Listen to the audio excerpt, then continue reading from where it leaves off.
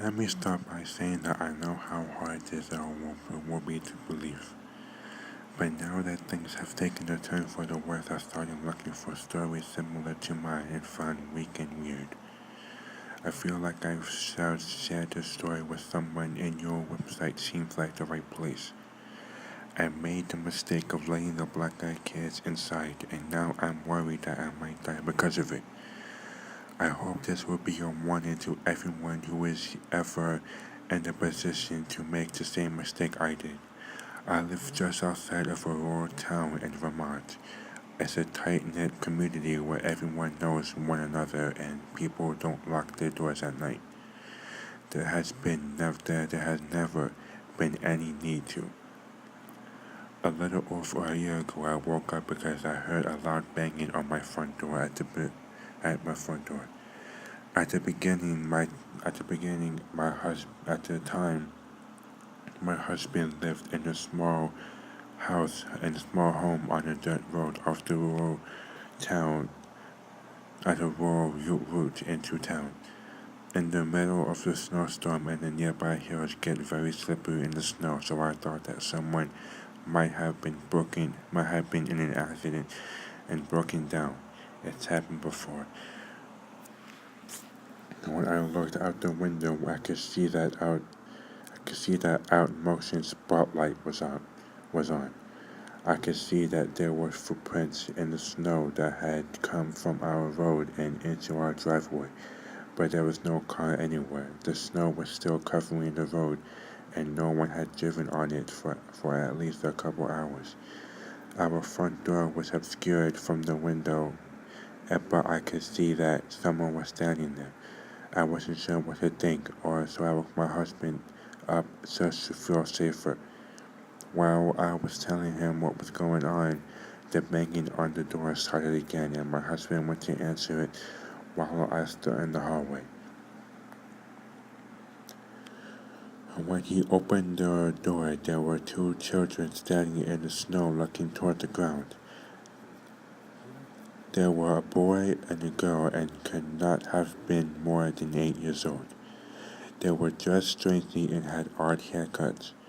The girl's hair was very long and straight, and the boy had a dated haircut that looked almost like a bowl cut. They weren't dressed for winter, and my first thought was that they must have been Mennonite children. As far as I know, there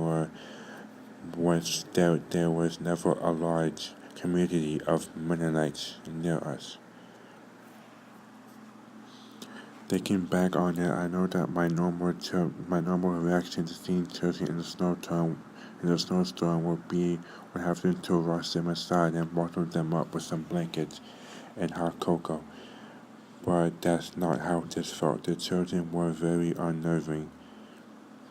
They would not make eye contact when my husband asked them if everything was okay and if they could come in.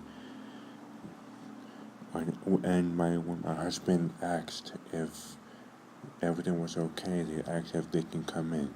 My husband looked at me like, what do I do? And I asked the kids where their parents were. They'll be here soon, is all they said.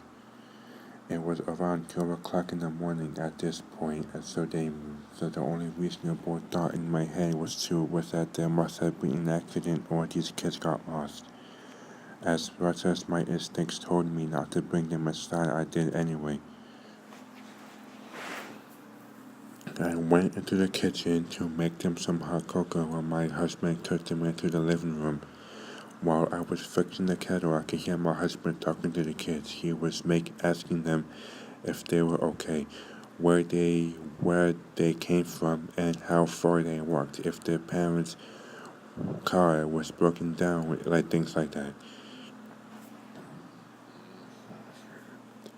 but they always answered, "Our parents will be here soon." They spoke in a sing-songy voice. They weren't afraid to be in a stranger's home at all. I started to notice that our cats, we had four, were all hiding except Pigeon, who was in the kitchen with me.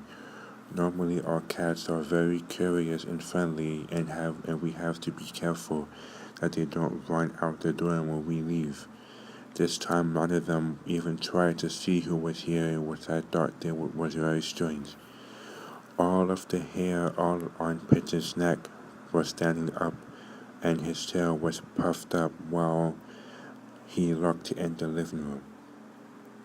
When I bent down to pet him and see what was wrong, he hissed and started growling, and I backed up until had hid himself under the kitchen island. I have never seen him do that before.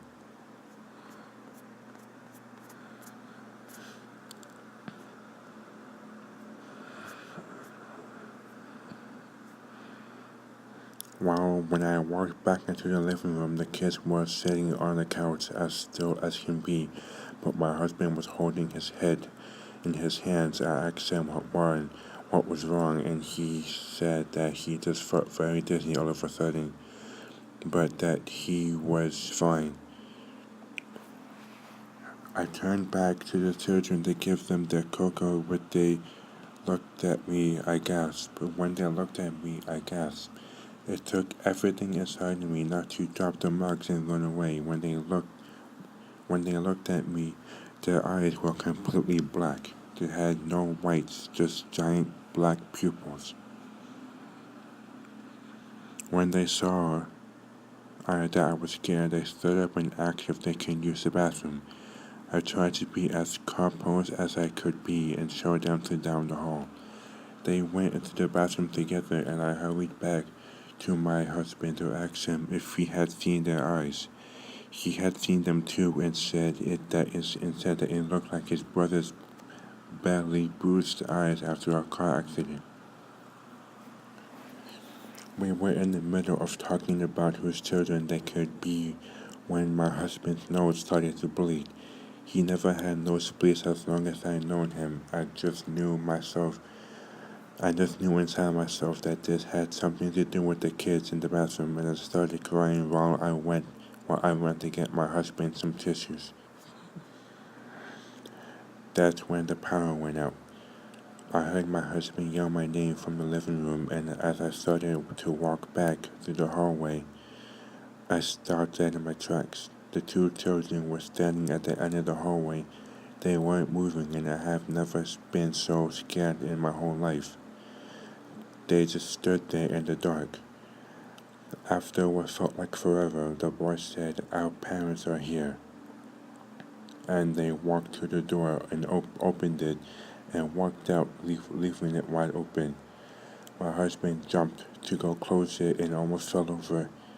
We looked out the window and saw two men standing by a black car idling at the end of our driveway.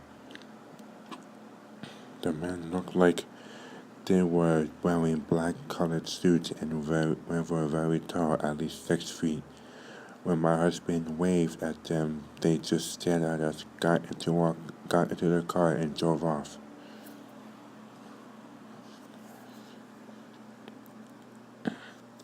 Over the next few months, 3 of our cats went missing.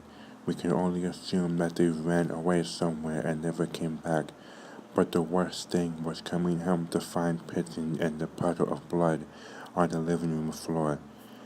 He looked like he had been vomiting blood. The vet told us that he had some kind of hemorrhage. After my husband's nosebleed became a regular occurrence, we went to see the doctor. He didn't know what to make of it other than dry nasal passages. But my husband was diagnosed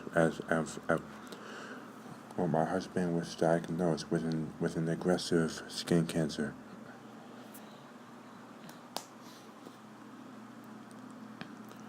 When the doctor asked us if he used tanning beds, we both thought he was joking. But apparently, this kind of melanoma is linked to overuse of indoor tanning. The doctors think he will recover. The doctors think that he will recover, but don't understand how it got so bad so quickly.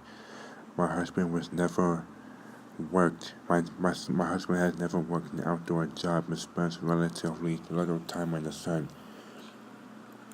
Since we left the black-eyed kids inside our home, I've also suffered from regular dizzy spells and nosebleeds on a regular basis. I've had other issues which I won't mention here, but trust me when I say that I am suddenly in the worst condition of my life, and no one can do anything about it. I know all of this because I let the black-eyed children in my home.